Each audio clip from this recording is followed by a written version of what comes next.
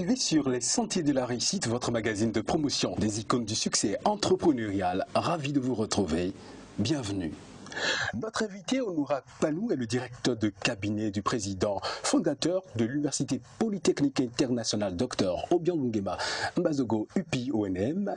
Merci d'avoir répondu présent à notre invitation, M. Panou. Merci, monsieur le journaliste. Bonsoir, chers téléspectateurs. Alors, pour ce deuxième numéro, nous irons au cœur d'un nouvel écrit à forte portée entrepreneuriale. Prenons l'envol avec ce visuel.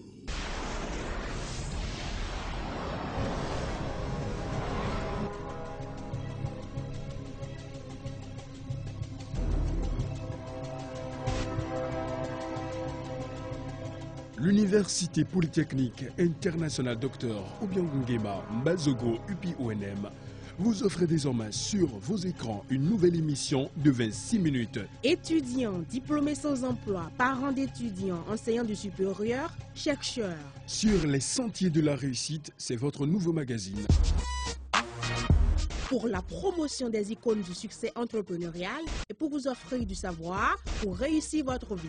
Le thème de cette émission, concilier l'économique et le social par l'éducation, coïncide avec le titre d'un nouveau livre, le tout premier d'ailleurs de Valek Kakaï-Glele, et reste d'ailleurs l'apanage de ce numéro.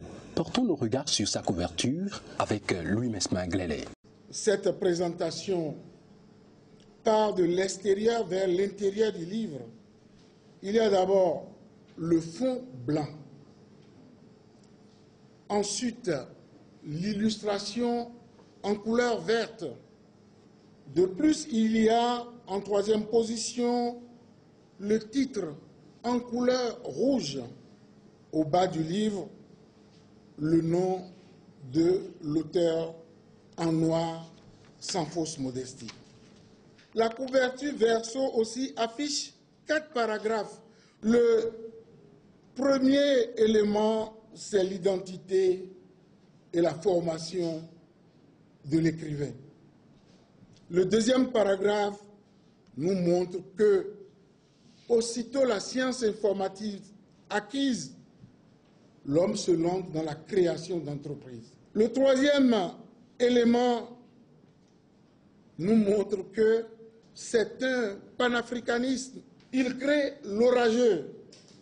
Il réunit dans ce creuset les universités africaines et les universités du monde, d'où les dimensions d'universalistes de Valek Kakaï-Glele. Onura Panou, concilier l'économique et le social par l'éducation est paru aux éditions universitaires UPI ONM en mai 2017.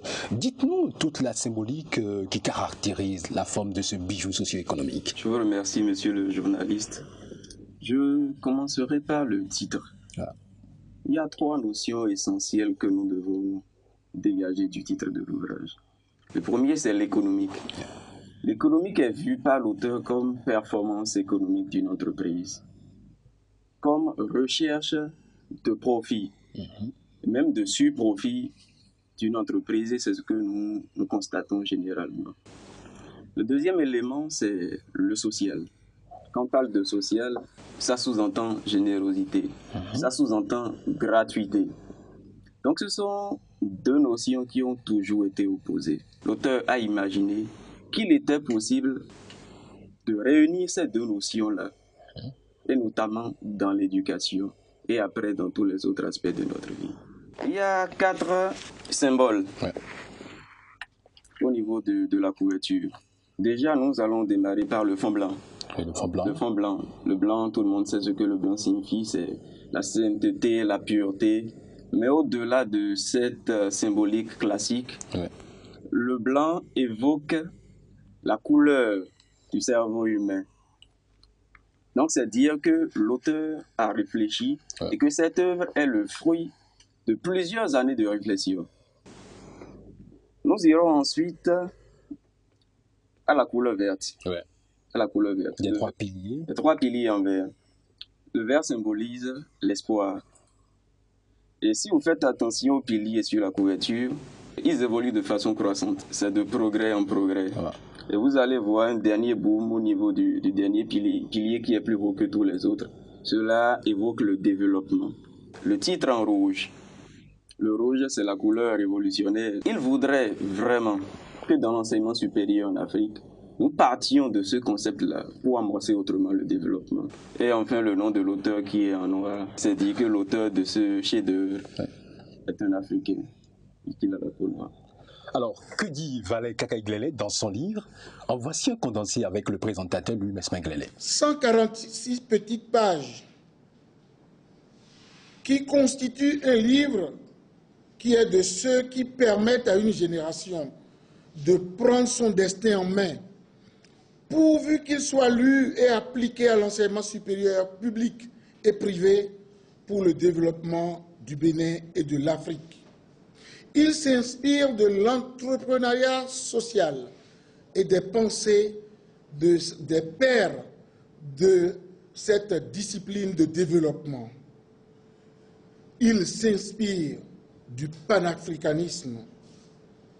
Il s'inspire de tout ce qui fait l'universalisme qui doit amener les hommes à vivre ensemble, à penser leur devenir ensemble. Cet ouvrage, dans le fond, semble être un nouveau modèle que propose Valet Kakaï-Glélé pour un nouvel élan de l'enseignement supérieur au Bénin. Alors, que diriez-vous à la suite de ce que nous venons d'écouter? Oui, tout à fait. C'est même bien que vous l'appeliez modèle parce que c'est une conception. Monsieur Valet Glélé a fait pendant plus de 25 ans l'enseignement supérieur. Mais il y a des difficultés qu'il a constatées dans son secteur d'activité. Donc la vision de l'auteur, c'est déjà de faire en sorte pour permettre aux jeunes Africains d'accéder, même s'il est de classe sociale pas élevée, qu'ils puissent quand même accéder à l'enseignement supérieur et faire des formations de qualité. Alors, vous l'avez dit, à l'occasion de la mise sur le marché de la nouvelle création didactique, Valet Kakaï-Glélé est revenu sur la vision en amont de la sortie de ce livre-là, que nous allons suivre. J'ai très tôt été passionné par l'enseignement supérieur. De mes expériences, j'en suis arrivé à me demander s'il n'était pas temps de proposer une nouvelle dynamique dans ce secteur. D'abord, une dynamique humaniste, grâce à laquelle l'enseignement supérieur, notamment privé, soit accessible à tous. Ensuite, une dynamique qui s'inspire des avancées technologiques du monde, afin de les adapter à l'enseignement supérieur pour en garantir la qualité et pour une meilleure compétitivité de notre système universitaire. Enfin, une dynamique qui replacerait l'université béninoise et africaine au cœur du développement de nos nations. Nous l'avons suivi développer cette vision. Mais dans la pratique, comment est-ce que l'auteur Valet Kakaï-Glélé concrétise cela? L'UPONM, l'université dont le professeur Valet Kakaï-Glélé est le président, a initié depuis 4 ans maintenant un système de facilitation d'accès à la formation des apprenants en réduisant considérablement les coûts de formation. Donc déjà, la première phase de sa vision, qui est de permettre à la bonne partie des jeunes béninois et africains d'accéder à des formations supérieures de qualité, a été initiée. Dans l'extrait, nous avons suivi, il a parlé aussi de numérisation.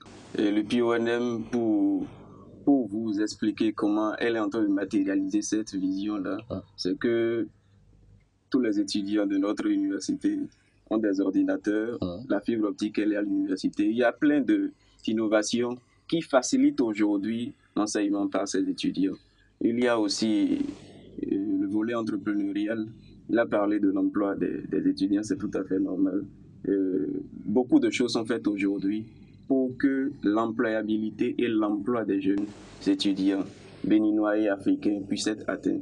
Et c'est cette vision-là qui est prônée par le président Valet Glélé. Valet Kakaï-Glélé, comme Galilée, le premier a affirmé que la Terre tourne, et même au moment où on voulait le décapiter, il a toujours confirmé que cette Terre tournera toujours. Il a été toujours mal compris dans sa vision.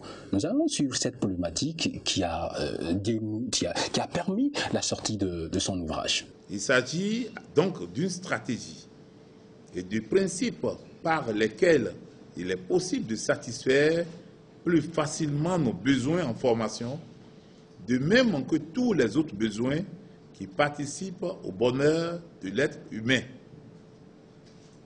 Les nombreuses idées ayant conduit à l'adoption de cette stratégie ne sont malheureusement pas bien cernées.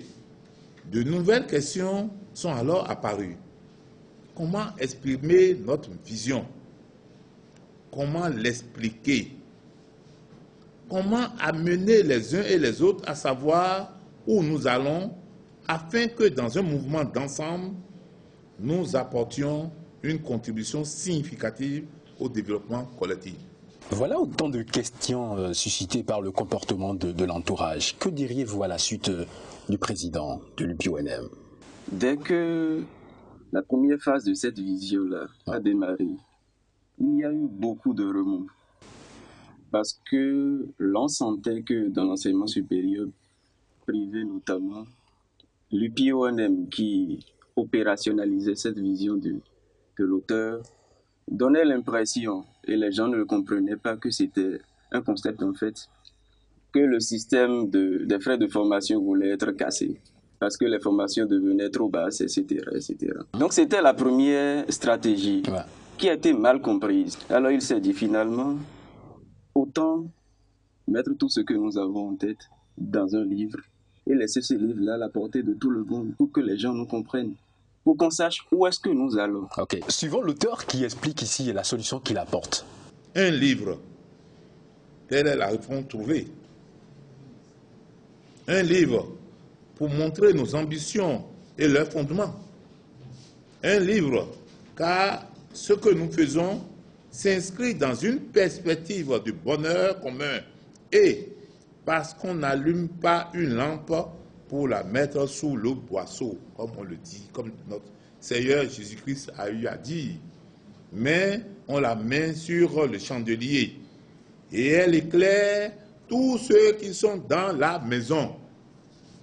Un livre pour inspirer les générations actuelles et futures et leur prouver l'immense potentiel du développement qui existe lorsqu'on renonce au profit individuel et qu'on s'inscrit dans une démarche sociale et solidaire. De la 14e à la 59e page, on découvre déjà la première partie intitulée « L'éducation, le pont entre l'économique et le social ».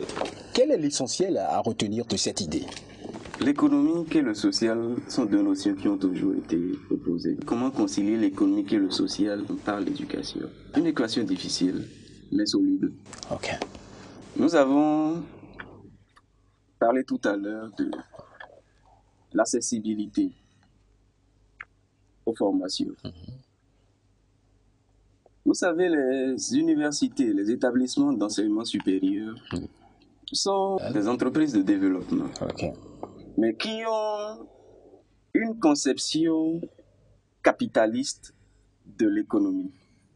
Ça veut dire que l'entreprise qu'est l'université et qui cherche à faire du profit ne conçoit pas qu'on puisse appliquer du social au secteur de l'éducation. Et le social, lui, s'il faut l'appliquer à l'éducation tout court, cela pourrait peut-être être l'octroi de bourses, etc., comme nous le voyons l'État le faire. La gratuité de l'enseignement. La gratuité de l'enseignement. Alors, quel est le milieu entre l'enseignement cher et inaccessible et l'enseignement gratuit? C'est l'enseignement pour lequel on n'aura pas sorti beaucoup d'argent, mais on pourra quand même accéder à des formations de qualité. Pour réaliser l'équilibre. Pour réaliser l'équilibre. Et c'est ce que propose l'auteur et c'est ce qu'il a fait au sein de son université depuis 4 ans. Alors, tout le monde est convaincu désormais au Bénin que l'UPONM fait des avancées notables. Alors, en seconde partie, l'auteur parle de l'orageux. Est-ce que c'est toujours la continuité de la première partie? Tout à fait.